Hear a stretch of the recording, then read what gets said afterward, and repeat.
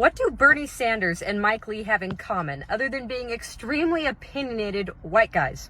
Well, the answer is that they were both sponsors of the National Security Powers Act, which was an attempt to beef up the War Powers Resolution, which, as we discussed in the previous video, is a failure.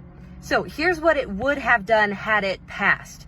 The National Security Powers Act would have first narrowed the definition of hostilities. Second, it would have closed the window that a president has to operate under from 60 days to just 20 days. Third, if a president didn't receive continued military authorization from Congress, his funding would have been just automatically cut off for that conflict. That's the teeth.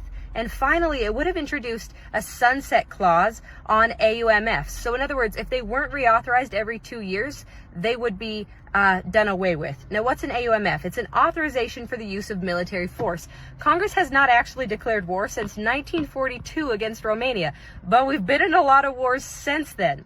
So we just operate under authorizations for the use of military force. The two most important ones in recent years were the AUMF of 2001, which authorized the war on terror, and the AUMF in 2002, which authorized the use of military force in Iraq. There are movements to repeal the 2002 AUMF, but none have landed on Biden's desk.